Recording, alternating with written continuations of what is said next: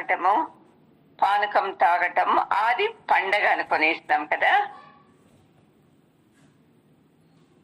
Hello, చూడండి, పరమాత్ముడు ఈ రోజు చెప్తాడు ఏంటి శ్రీరామనవమి అంటే. మనము రాముని ఫోటో పెట్టేసి పూజ చేస్తాము, ప్రసాదం తినేస్తాము అని మనం అనుకున్నాము. ఈ రోజు పరమాత్ముడు శ్రీరామనవమి అంటే పానకము మజ్జిగని కాదు అని వేరే రకంగా చెప్తారు. చూద్దామండి. మంజు ರೆಕಾರ್ಡ್ ಮಾಡ್ಕೋತೀಯಮ್ಮ. సహనావతు సహనౌ భునక్తు సహ వీర్యం కరవావహై తేజస్వినావదీతమస్తు మా విద్విషావహై. ఓం శాంతి శాంతి శాంతి. గురుగారి పాదాలకు నమస్కారం చేద్దామండి. పరమాత్ముడు కృష్ణునికి నమస్కారం చేద్దామండి. ఈరోజు 64వ శ్లోకము.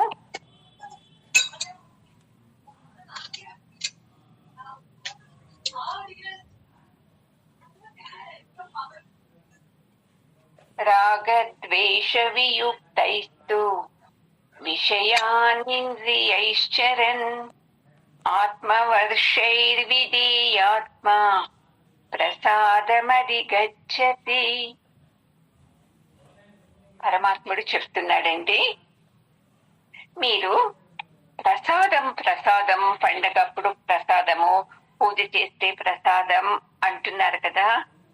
ఏంటి ప్రసాదము అంటే ఇప్పుడు చెప్తున్నారండి.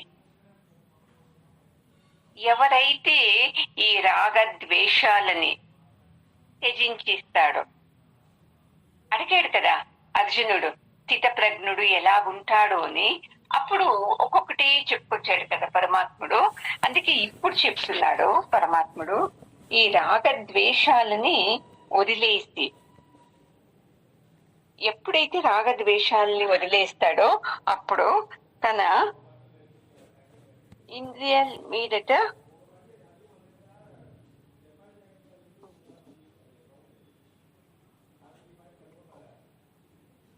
రాగతాలతో ఎవరు మంచి పనులు చేస్తాడు చూడండి, వాడు అతి ముఖ్యము అని చెప్తున్నారండి. మనం ఏం చేస్తాము, ఈ రాగద్వేషాలు ఇవి పెట్టుకొని మనము అన్ని పనులు చేస్తాము. అందుకే మనకు ఇలా నిరాశ అయ్యేది అంటున్నాడు. ఎవరైతే ఈ రాగద్వేషాలని వదిలి అన్ని పనులు చేస్తారు చూడండి, అలాంటి వ్యక్తి మనసే ప్రసన్నంగా ఉంటది. ఎవరి మనసు ప్రసన్నంగా ఉంటది చూడండి, అదే ప్రసాద బుద్ధి. దాన్ని వివరంగా చెప్తారు చూడండి పరమాత్ముడు.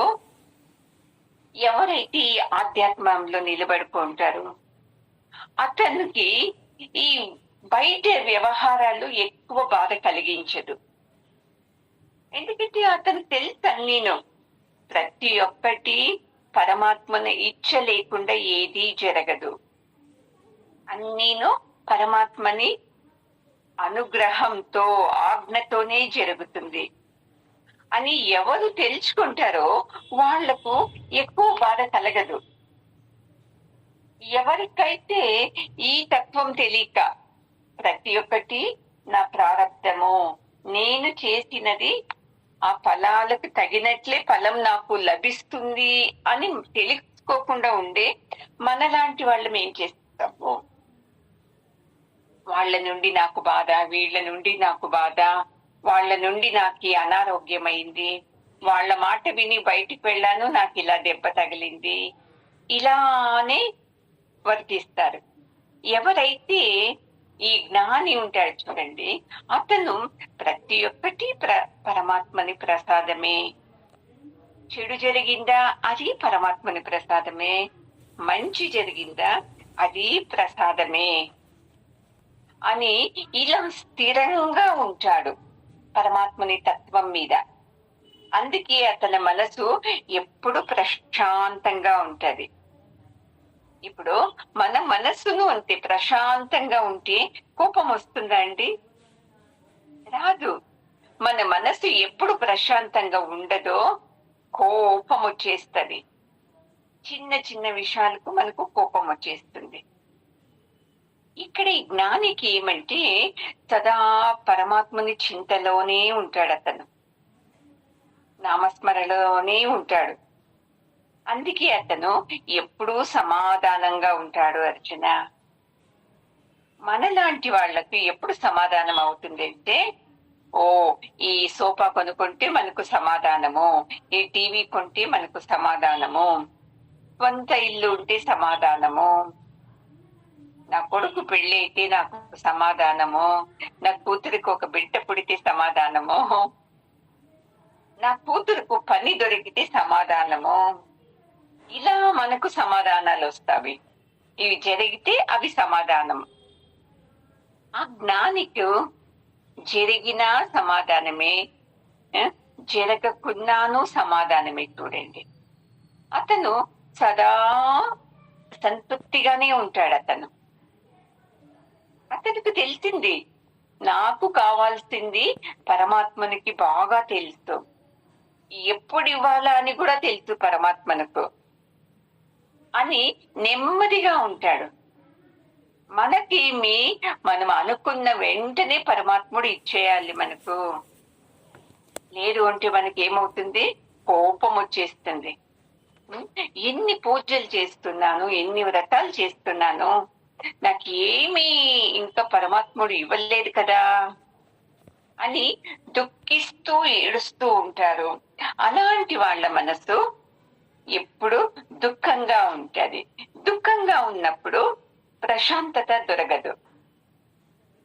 ఇంకా ప్రశాంతత లేదు అంటే ఇంకెలా ఉంటాడు? అది ప్రసాద బుద్ధి కాదు. అందుకే అర్జున, జ్ఞానిలాగా మనం జీవించాలి, అప్పుడే మనము ఆనందంగా ఉండేకి సాధ్యమవుతుంది అని చెప్తున్నారండి. ఇప్పుడు చూడండి, మనము ఎలా రాగద్వేషాలను ఎలా త్యజించాలి, ఇదే చూడండి శ్రీరామనవమి విశేషం. ఎవరైతే ఈ రాగద్వేషాలని త్యజిస్తారో ఇది నిజమైన శ్రీరామనవమి. ఇది పానకము మజ్జిగ తాగినట్టు. ఈ స్థిత ప్రజ్ఞుడు జ్ఞాని ఏం చేస్తాడు తెలుసా? తన ఇంద్రియాలని తనే గెలుచుకో ఉంటాడు. మనము ఇంద్రియాలు ఏం చెబుతుందో అది చేస్తాం. కన్ను అంటుంది, ఏ చూడు చూడు అది బాగుంది, చూడు అలాంటిది బాగుంటుంది అంటే కరెక్ట్ అనేస్తాము. చెవిలో ఏదేదో వింటారు, అయ్యో ఇలాంటి మాటలే బాగా, వేరే వాళ్ళ మాటలే బాగా అని అది కరెక్ట్ అనేస్తాము. అయితే అతను మాత్రము ఇలాంటివి ఏవి పట్టించుకోడు. చూడండి, అతనికి సర్వము పరమాత్మని చింతలోనే ఉంటాడు. అందుకే అతను సదా ఆనందంగా ఉంటాడు. మనము అంతే కదండి. చూడండి, మొదట మనము ఎలా పని చేస్తుంటిమి, ఇప్పుడు ఎలా చేస్తున్నాము? అప్పుడంతా అజ్ఞానంతో చేస్తుంటిమి, ఇలానే చేయాలి, వాళ్ళు చెప్పారు వీళ్ళు చెప్పారు అని.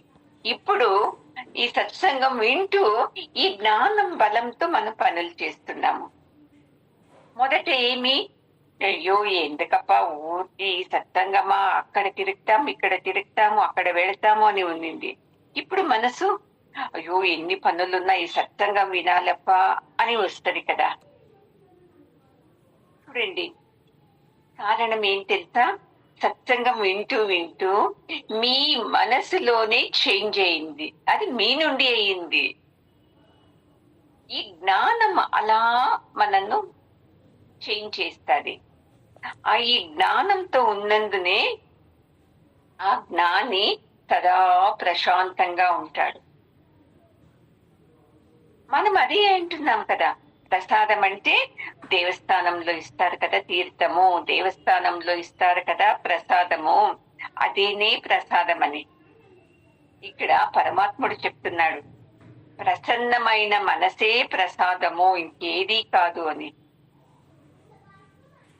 అండ్ అందుకే భగవద్గీతలో పరమాత్ముడు ప్రసాదం అంటే చాలా విశేషంగా చెప్తున్నాడండి. మన ఇంద్రియాల నుండి, కంటి నుండి, ముక్కు నుండి, చేతి స్పర్శ నుండి, చెవి నుండి, అన్నిట్లో నుండి మనము ఈ జ్ఞానంగా ఉండే ఆహారాన్ని తీసుకుంటాం చూడండి, ఇది ప్రసాదం అని చెప్తున్నారు చూడండి.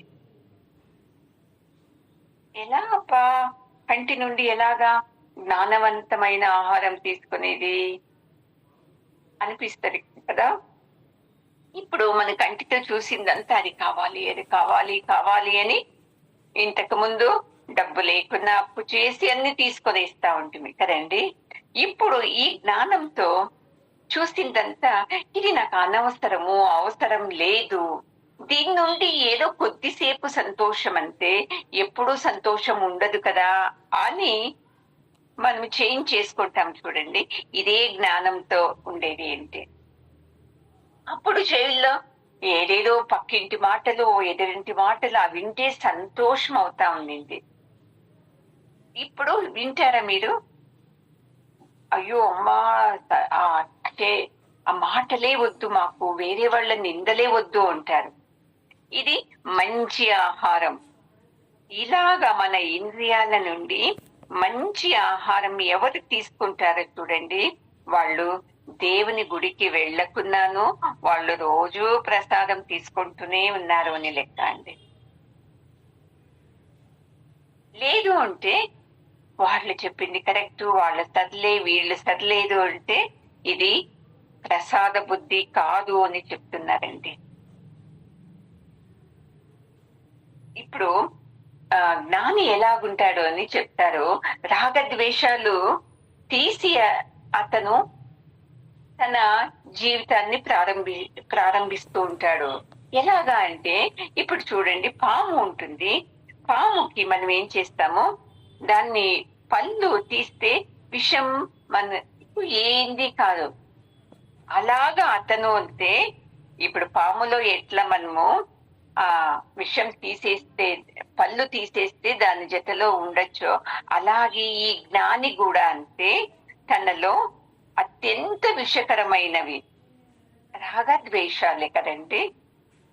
మన వాళ్ళ మీద ఎక్కువ ప్రేమ, మనకిష్టం లేని వాళ్ళ మీద ఎక్కువ ద్వేషం. ఇవి పాములోని విషాల కన్నా చాలా ప్రమాదం అండి. ఈ పాము విషము ఒక్కరిని చంపుతుంది. అయితే మన ద్వేషం, మనలోని ద్వేషం ఉంటుంది చూడండి, అది ఎంతమందినో చంపేస్తారండి. అంతే కదా. ఎవరి మీద మనకు కోపం ఉంటుందో, ద్వేషం ఉంటుందో, వాళ్ళ గురించి ఎంత మందితో చెప్తాం మనం, వాళ్ళ లాంటి మనిషి, వీళ్ళు ఇలాంటి మనిషి అని చెప్తామా లేదా అండి? పాము విషం కన్నాను ఈ క్రోధం చాలా డేంజర్. అందుకే జ్ఞానికి ఇది బాగా తెలుసు అర్జున. అందుకే అతను ఏం చేస్తాడు, ఈ రాగద్వేషాలని వదిలేసి తన మనస్సుని సదా పరమాత్మని చింతలోనే ఉంచింటాడు. అందుకే అతను చాలా ఆనందంగా ఉంటాడు. అతను ఎవరిని ఎక్కువ ప్రేమించడు, ఎవరినీను ద్వేషించడు. మనము సంసారంలో మనల్ని ఎవరు ఇష్టపడతారో వాళ్ళని ప్రేమిస్తాము, వాళ్ళ పరంగానే మాట్లాడతాము. ఎవరైతే మన గురించి కొద్దిగా ఆపోజిట్ గా చెప్తారో వాళ్ళ మీద మనము ఏం చూపిస్తాము, విషం కక్కేస్తాము. అంటే క్రోధంతో ఉంటాము. ఈ జ్ఞానం వచ్చిన తర్వాత కూడా మనము ఒకరిని ద్వేషిస్తున్నాము, ఒకరి మీద నిందలు వేస్తున్నాము అంటే చాలా పాపం చేస్తున్నాము అని లెక్క అండి. నేను ఎక్కడో చదివాను, జ్ఞానం రాకముందు, గురువు దొరకముందు నీవేం తప్పులు చేసినా ఏదో కొద్దిగా కన్సెషన్ ఉంటారంట పరమాత్మనితో. గురువు దొరికాక, సత్సంగం విన్నాక కూడా మనము చెడ్డ బుద్ధుల్ని ఉపయోగిస్తున్నాము అంటే మనకు క్షమ అనేది దొరకదంటే చూడండి. అందుకే సత్సంగంలో ఉంటూ ఉంటూ ఉంటూ ఉంటూ ఈ చెడ్డ బుద్ధుల్ని మనము ఒక్కోటి తీస్తూ ఉండాలి. తీయలేదు అనుకోండి, మనలో ఏముంది అని లెక్క, ద్వేషం అనే విషం ఉంది అని లెక్క. చూడండి, ద్వేషం ఉంటేను మనసు ప్రశాంతంగా ఉండదు. అతి ప్రేమ ఉంటేను మనసు ప్రశాంతంగా ఉండదు. ఉంటారా అండి? అయ్యో నాకు ఏమవుతుందో ఏమో. ఇప్పుడు చూడండి, నా కూతురంటే చాలా ప్రేమ. కాలేజీకి వెళ్ళింది, వస్తుంది, ఎంతసేపు అవుతుందో ఏమో, అయ్యో కరెక్ట్ గా టైంకి వస్తారో లేదో, ఏదేదో ఉంటది కదా. మీరందరూ తల్లులే, మీకు అనుభవం ఉంది కదా. సమాధానం ఉంటదా? ఉండనే ఉండదు. అదే ద్వేషం ఉన్నప్పుడు సమాధానం ఉంటుందా? అది ఉండదు. ద్వేషం ఉన్నప్పుడు ఏమనిపిస్తుంది అంటే, ఆ వ్యక్తి నుండి నాకు ఇది అవుతా ఉంది, ఆ వ్యక్తినే ఉండరాదు అనిపిస్తుంది. అది ప్రేమ ఉన్నప్పుడు, అయ్యో ఆ వ్యక్తి నా నుండి దూరం ఎక్కడవుతాడో అని అప్పుడు కూడా మనలో బాధనే ఉంటది. ఇవి రెండును చాలా చెడ్డవి అర్జున, ఈ రాగద్వేషాలు. ఎందుకు చెప్తున్నాడంటే పరమాత్ముడు, అర్జునునికి రాగం ఎక్కువైపోయింది కదా, ప్రేమ ఎక్కువైంది కదా. నా బంధువులు, నా గురువు, మా తాత, వాళ్ళని నేను ఎలా యుద్ధం చేయాలి అని, దాన్ని పరమాత్ముడు ఈ శ్లోకంలో తీస్తున్నాడు. చూడండి, అందరిలోనూ పరమాత్మ తత్వం ఉంది అని జ్ఞాని గుర్తిస్తాడు. మనం ఏం చేస్తాము, నా బిడ్డలో, నా భర్తలోనే చాలా మంచి గుణం, వేరే వాళ్ళలో లేదు అని మనము అంటాము. అందుకే అందరిలోనూ సమానత్వంగా చూస్తూ అందరినీ ప్రేమిస్తూ ఉంటారు. చూడండి, ఈ ప్రసాద బుద్ధి రావాలి అంటే చాలా పుణ్యం చేసిండాలి మనము. సరేండి, మీరే చూడండి, ఎవరితో చెప్పుకుంటే మీ మనసంతా ప్రశాంతంగా అవుతుంది. మెడిసిన్ ఏమి ఇవ్వరు వాళ్ళు, ఊరికి రెండు సాంత్వనంగా మాట్లాడతారు, అంతే కదా. ఆ వ్యక్తి ద్వేషాన్ని దూరం చేసింటేనే మీ మనసుకు సమాధానం వచ్చేది. బాగా తెలుసుకోండి. అందరితోనూ మీరు చెప్తారా మీ కష్టాల గురించి? ఎవరితోనో ఒకరితో ఇద్దరితో చెప్తారు. అప్పుడు మీకు మనసంతా ప్రశాంతం అవుతుంది. ఎందుకు అవుతుంది అంటే, మీరు ఎవరితో చెప్పారు చూడు, ఆ వ్యక్తి ఈ రాగద్వేషాలు అనే విషయాన్ని తీసేసుకో ఉంటాడు తనలో నుండి. తాను ప్రశాంతంగా ఉంటాడు. అందుకే మీరు అతనితో మాట్లాడితే మీకు ప్రశాంతత కలిగేది. అర్థమైందా అండి? ఆ ప్రశాంతత అతని నుండి మనకు వస్తుంది. అదే మనమే ఈ జ్ఞానం వింటూ వింటూ మనలో మనమేనే మనము శాశ్వతంగా పొందొచ్చు కదండి ఈ ప్రశాంతతని. మొదట మనకు ప్రశాంతత రావాలి అంటే చూడండి, విషయాల్లో అంటే నాకే కావాలి, ఇది నాకే దొరకాలి, వేరే ఎవరికూ దొరకకూడదు, నా బిడ్డలే బాగుండాలి, నా కుటుంబమే బాగుండాలి, వేరే ఎవరికూ దొరకకూడదు అని ఉంటే ఇది వైరాగ్యమా అండి? అనే కాదు. అందుకే గురువు గారు ఒక కథ చెప్తాడు, మీకు చెప్పాను అనుకుంటాను. ఇద్దరు ఋషులు తపస్సు చేస్తూ ఉంటారు. ఒకరు ఇక్కడ, ఇంకొకరు కొద్దిగా దూరంలో ఒకరు చేస్తూ ఉంటారు. అతనుకు ఇద్దరు అంతే, ఎప్పుడు శ్రీమన్నారాయణుడు మనకు దర్శనమిస్తాడు ఇస్తాడు అని ఎదురు చూస్తూ ఉంటారు. నారదుడు వెళ్తూ ఉంటే కైలాస వైకుంఠానికి ఒక్కడు అడుగుతాడు, స్వామి కనుకోండి ఎప్పుడు పరమాత్ముడు దర్శనం ఇస్తాడు అని చెప్పి. ఇంకొకడు వెళ్ళేటప్పుడు అక్కడ కూడా అతను అడుగుతాడు ఎప్పుడు ఇస్తాడు అని చెప్పి. నారదుడు వెళ్ళి పరమాత్ముడికి చెప్తే ఏదో చెప్తాడు పరమాత్ముడు, ఒక మంచి విషయమే చెప్పేయండి అని. మళ్ళీ వచ్చేటప్పుడు మొదటి ఋషి అడుగుతాడు, ఏం చెప్పారండి స్వామి అంటే, లేదు మీకు వరం ఇచ్చాడు స్వామి అని. ఏం వరం ఇచ్చాడండి అంటే, అంత లోపల అది సరే కాని ఏంటి, ఇంకొక ముందు కూర్చున్నాడు కదా, అతనికి ఏమి ఇచ్చాడు వరము అని అడుగుతాడు. వాళ్ళకి చెప్పొస్తాను నేను అని అతని దగ్గరికి వెళ్తాడు నారదుడు.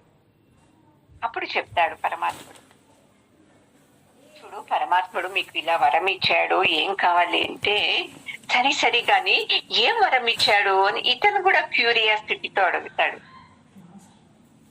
మీరు ఏం అడిగితే అదే జరుగుతుంది అని. అప్పుడు ఈ ఋషి అంటాడు, మొదటి వ్యక్తి ఏమడిగాడు అంటే, అవన్నీ చెప్పకూడదు అంటే, సరి ఎట్లయితే మొదటి వ్యక్తికి ಯಾರು ಮ್ಯೂಟ್ ಮಾಡ್ಕೊಳ್ಳಿ ಮಾಡ್ಕో. ఆ ఋషి చేస్తున్నాడే తపస్సు, అతనుకు బాగా ఉండకూడదు, వాడు ద్వేషం.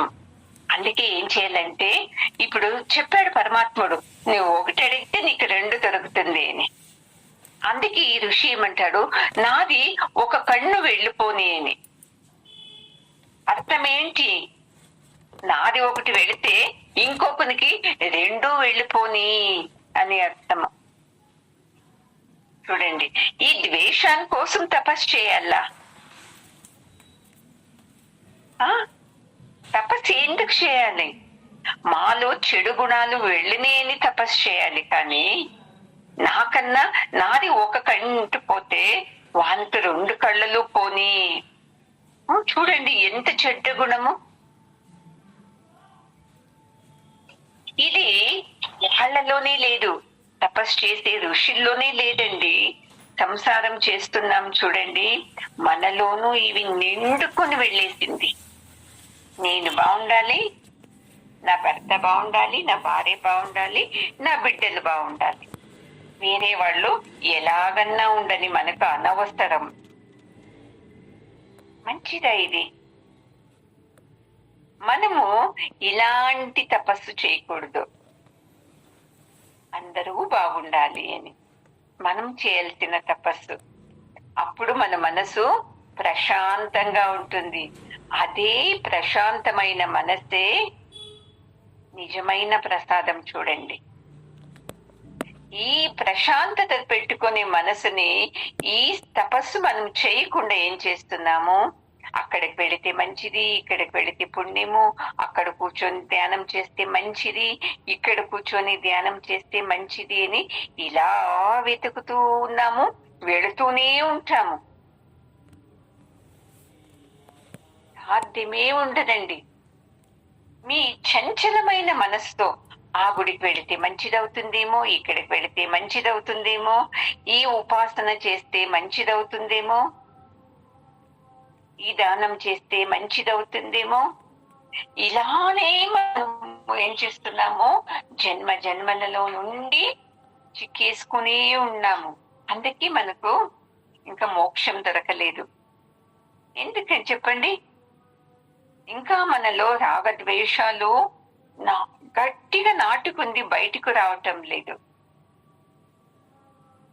ఈ ద్వేషం నుండి మనం అనుకుంటాము వాళ్ళు చదలేదు అని, వాళ్ళని ద్వేషం చేస్తూ ఉంటే మన దేహం ఆరోగ్యం పాడైతుంది. చూడండి, విషము నాలో ఉన్నప్పుడు నేను పాడైతానా, ఎదుటి వ్యక్తి పాడైతాడా అండి?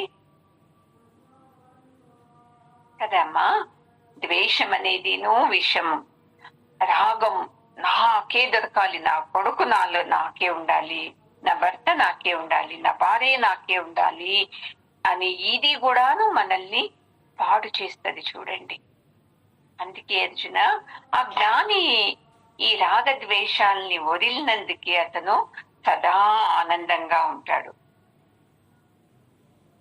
మనం ఏం చేస్తున్నాము, మనం మనసంతా గలీజు చేసుకున్నాము. మనం అంటాము, అయ్యో వాళ్ళ ఇల్లు గలీజండి అని. వాళ్ళ ఇంటికన్నా గలీజు నీ మనసు అని అంటున్నాడు. చూడండి పరమాత్ముడు. ఎంత ఉంది మన మనసులో రాగద్వేషాలు, అసూయ, క్రోధలు, వాళ్ళు పాడే కావాలి, వీళ్ళు పాడు కావాలి అనేది ఎక్కువ ఉంది మన మనసులో. ఎందుకంటే మాకు మీరు దుఃఖం కలిగించారు కదా, అందుకే మీరు కూడాను దుఃఖంగా ఉండాలి. నేను ఆనందంగా ఉన్నప్పుడే కదా అందరూ ఆనందంగా ఉండేది. అలాగే నేను దుఃఖం ఉన్నప్పుడు అందరూ దుఃఖంగా ఉండాలి అనే దాన్ని తీసేయాలి మనము. నాకేదన్నా ఉంది, అందరూ చల్లగా ఉండని ఇంత మనలో వస్తారా అండి విశేష బుద్ధి?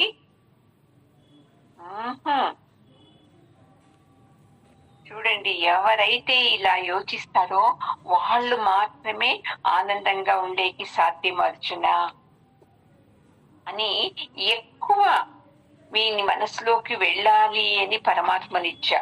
ఎందుకంటే ఈ రాగంతోనే కదా అతను పట్టుకొని పోతుండేది. మా గురువు నాకు యుద్ధం వద్దు, నాకు ఈ రాజ్యం వద్దు అని. జీవనం అంటే ఇది కాదే కాదు, బాగా అర్థం చేసుకోవాలి. సుఖ దుఃఖాలు ఇవి రెండు కలిపినే ఉంటుంది, ఇది జీవనం. పోనీ మీకు తెలిసినట్టు ఎవరైనా ఆనందంగా ఉండే ఫ్యామిలీ తెలుసా అండి? ఆనందంగా సదా తృప్తిగా ఉండే వ్యక్తి తెలుసా? చెప్పండి చూద్దాము.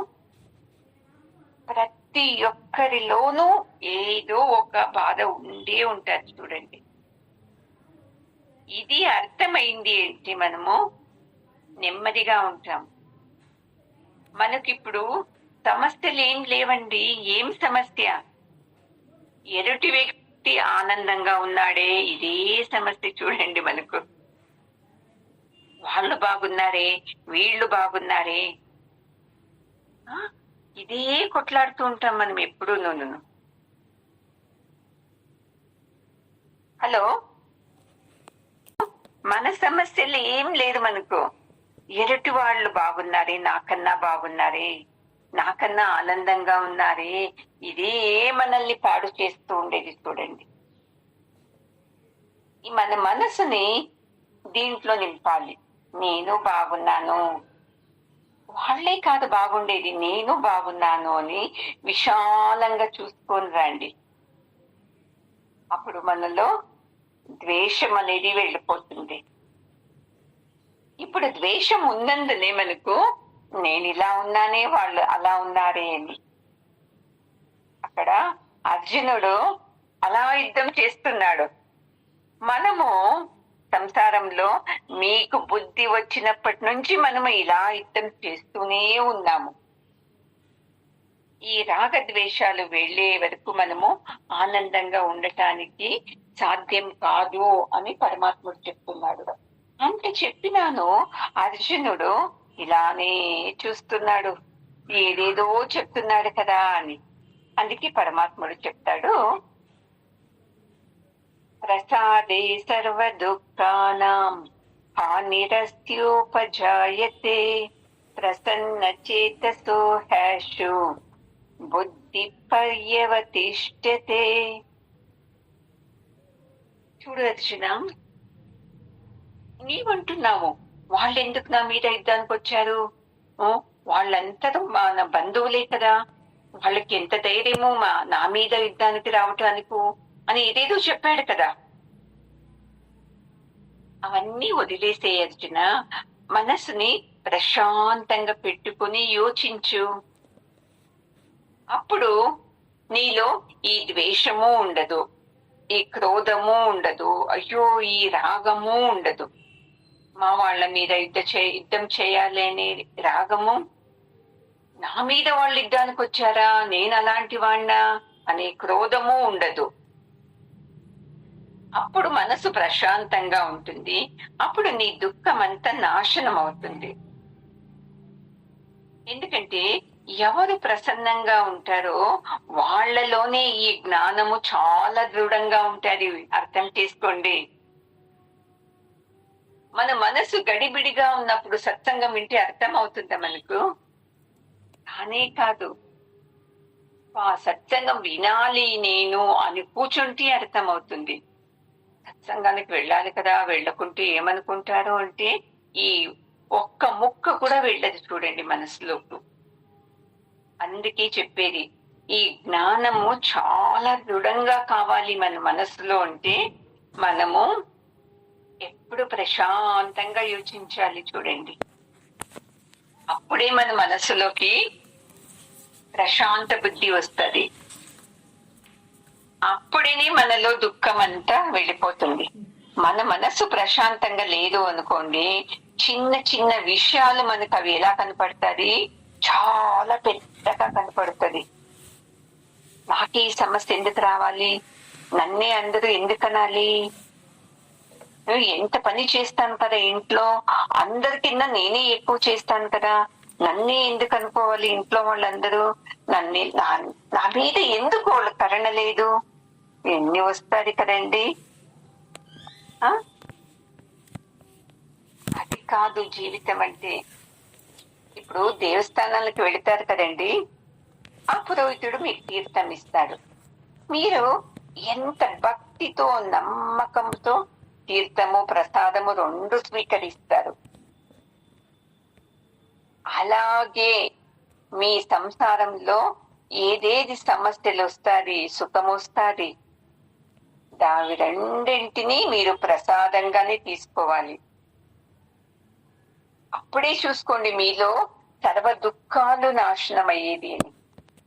సమస్యల్ని మీరు ప్రసాదంగా తీసుకోలేదు అనుకోండి, నాకెందుకు ఈ సమస్య రావాలి, నేనేం తప్పు చేశాను అని మీలో ఒక్కతూరి ఆ యోచన వచ్చిందనుకోండి, ఇంకా మీకు ఒకటి దాని మీద ఇంకొక సమస్య, ఇంకొక మాట ఇలాగే పెద్దగా అయిపోతుంది చూడండి. అందుకే పరమాత్ముడు చెప్పేది, అర్జున నువ్వు ఇంత దుఃఖిస్తున్నావు కదా, ఏం కారణం అంటే నీలో ఈ జ్ఞానం అనేది కొరత ఉంది.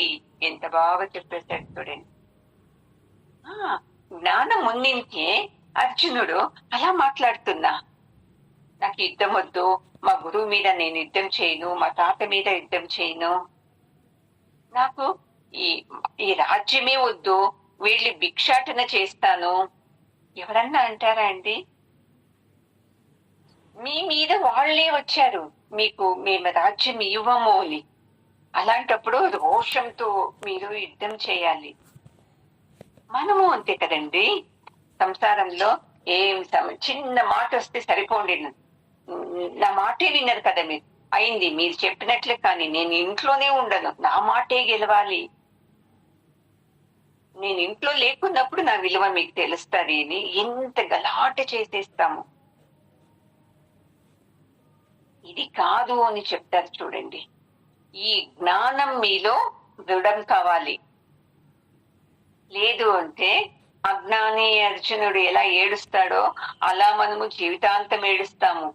అక్కడ అర్జునుడు యుద్ధంలో గెలుస్తాడో ఓడుతాడో అంతవరకే ఏడుస్తాడు. మనము చనిపోయే వరకు ఏడవాల్సింది చూడండి. ఈ ఇల్లు కట్టాలి, ఆ పెళ్లి చేయాలి, అది ఉండాలి, ఇది ఉండాలి, ఇవన్నిటిని మనము అంత గట్టిగా తీవ్రంగా తీసుకుని ఇస్తాం. ఏమైతుందో రేపు జీవితం అని. అరే ఇవన్నీ నేను తీసుకొచ్చిన ప్రసాదాలే, ఇది పరమాత్ముడు ఏ టయానికి ఇవ్వాలో ఆ టయానికి ఇవన్నీ ఇస్తాడు, నాకెందుకు ఇంత టెన్షను అనుకున్నామా ఎప్పుడైనా మనము? ఎప్పుడూ అనుకోను. చూడు, వాళ్ళు ఇల్లు కట్టేస్తే, వీళ్ళు ఇల్లు కట్టేస్తే, వాళ్ళ బిడ్డ పెళ్లి అయిపోయింది, నా కొడుకు పెళ్లి కాలేదు, నా కూతురికి ఇంకా బిడ్డలు కాలేదు, అమ్మా ఎన్ని కొరిగేస్తాం. అందుకే ఈ జ్ఞానాన్ని నువ్వు పెంపొందించుకో అర్జున, అప్పుడు నీకు బుద్ధి స్థిరమవుతుంది. స్థిరమైనప్పుడు నువ్వేం చేస్తావు, కరెక్ట్ గా మాట్లాడతావు. లేదు అంటే మాట్లాడతారా? చూడండి, కొంచెం ఏమన్నా ఇంట్లో వ్యత్యాసం అయితే ఫస్ట్ ఏం చేస్తారు, ఈ క్లాస్కే రాము అనేస్తారు. ఏదో ఈ క్లాస్కి వచ్చి బాగా గురువు గారికి డబ్బులు ఇస్తున్నాం మేము అనే భావన మనకు. ఎవరు వెళ్తారా సత్సంగా అనుకొని సత్సంగాన్ని వదిలేస్తాము. దీని వాల్యూ ఎప్పుడు అర్థమవుతుంది అంటే, బాగా సంసారంలో దెబ్బ తగిలినప్పుడు, అయ్యయ్యో సత్సంగంలో ఉన్నప్పుడే ఆనందంగా ఉంటి కదా, ఎన్ని సమస్యలు ఉన్నప్పుడు నేను ఆనందంగా ఉంటి కదా అని అప్పుడు మనకు అర్థమవుతుందండి. ఈ జ్ఞానాన్ని, ఈ భగవద్గీతని విన్నందునే నాలో దుఃఖం నాశనం అవుతుంది అనే మనసు స్థిరంగా ఉండాలి మీకు. అప్పుడే మనకు ఈ లోపలికి వెళ్ళి పని చేస్తారండి. మనకి ఏమేంటి ఒకటే ఒకటి, ఈ సంసారంలోని ఈ జవాబుదారీల్ని ముగించాలి ముగించాలి ముగించాలి. నీతో అవుతుందా అది ముగించేకు? ఏం పెళ్ళైపోతే నీ జవాబుదారీ అయిపోతుందా? ఇల్లు కట్టేస్తే జవాబుదారీ అయిపోతుందా? దాని తర్వాత ఎన్ని సమస్యలు వస్తుంది అది అర్థం చేసుకోండి. ఈ రీతి మనలో జ్ఞానం పెంపొందించాలి మనకు. అందుకే యోగ వాసిష్ఠలో రాముడు అడుగుతాడంట వశిష్ఠ మునిని, ఎందుకు పరమాత్మ మనుష్యుడు కష్టము అని తెలిస్తేనో ఈ సంసారంలోనే ఎందుకు మునిగి తేల్తాడు అని. అందుకు వశిష్ఠులు అంటారంట, ఒక కథ చెప్తారంట. రామా, నేను అడవిలో వెళుతూ ఉంటుంది. అక్కడ అడవిలో వెళుతూ ఉండేటప్పుడు ఆ రోజు ఏదో పండగ ఉండింది అడవిలో. అప్పుడు ఏం చేస్తారంటే అందరూ ఒళ్ళుకు నూనెని రాసుకున్నారు. ఒక పెద్ద చాటి నేనంತಾರೆ తెలుగಲ್ಲಿ ಗೊತ್ತಿಲ್ಲಲ್ಲ, కొరడ అంటారమ్మా. ఉమ్మా దేహానికి అంతా నూనె రాసుకొని ఆ కొరడాతో తమని తావే కొట్టుకుంటున్నారంట. జోరుగా రక్తం వస్తుందంట, అలాగే కొట్టుకునేదంట. ఎందుకంటే ఇలా హింసిస్తే దేవునికి ఖుషి అవుతుంది అని. ఆ పండగ రోజు మా అడవి దేవతకు ఇలా నన్ను నేనే కొట్టుకుంటే రక్తం వస్తుంది, అది సంతోషం ఆ దేవతకు అని ఆ అడవిలో మనుషులు ఇలా కొట్టుకుంటున్నారు. రామా, ఇలా మనుషులందరూ అజ్ఞానంతో కూడుకున్న వాళ్లే. పరమాత్మనికి ఇలా చేస్తే చాలా కృప కలుగుతుంది నా మీద అని. చూడండి, నేను చూస్తాను. ఇక్కడ అన్నమ్మ దేవస్థానానికి వెళ్ళాను ఒక తూరి. ఒక్కొక్కరు ఎంత పెద్ద పెద్ద పెద్ద పెద్ద సూదులు ఉంటది, దాన్ని ముఖానికంతా గుచ్చుకో ఉండరు.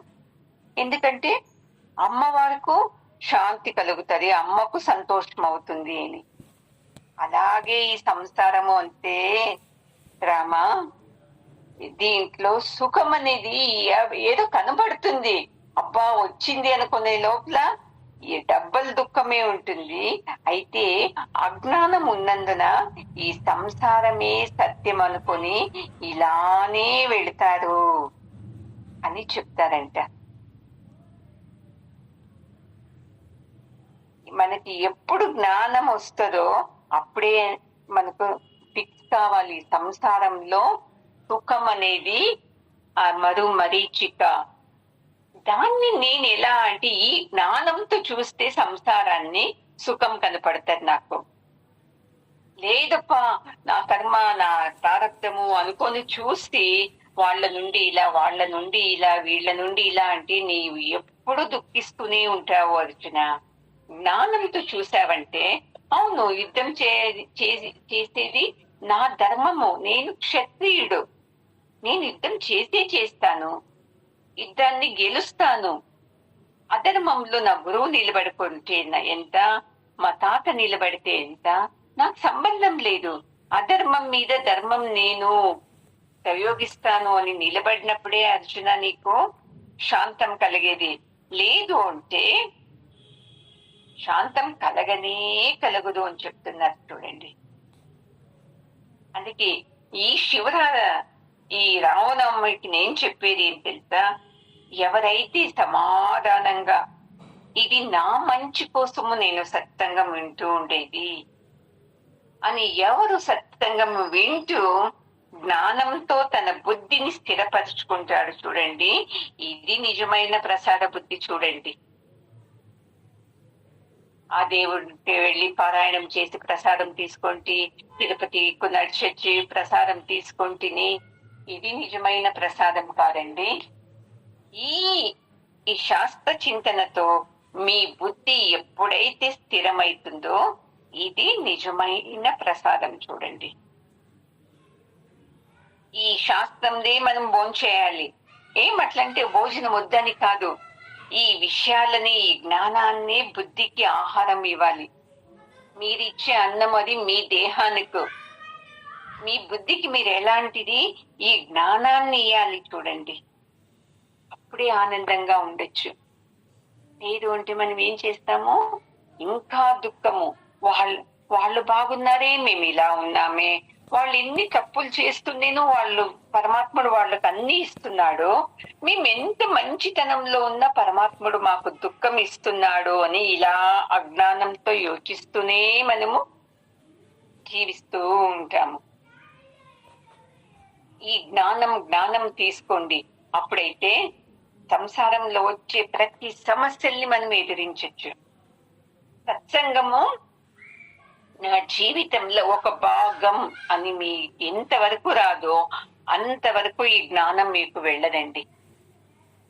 ఆ గుడి, ఈ గుడి, ఉపాసనలు ఇదే సత్యం అనుకుంటే ఈ జ్ఞానం మీలోకి కొంచెం కూడా వెళ్ళదు.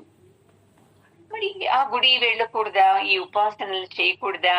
అన్నీ చేయాలండి. ఎలా చేయాలి? ఈ జ్ఞానంతో చేయాలండి. ఈ జ్ఞానం ఉంటే నీవు ఏది చేసినా నీకు ఆనందం కలుగుతుంది. ఈ జ్ఞానం లేక నువ్వు చేసావంటే, అదే ఇప్పుడు అంటున్నావు కదా, ఇన్ని పూజలు చేస్తేను నాకేం నెమ్మది లేదు, ఇన్ని వ్రతాలు చేసినాను మనసు ప్రశాంతం లేదే.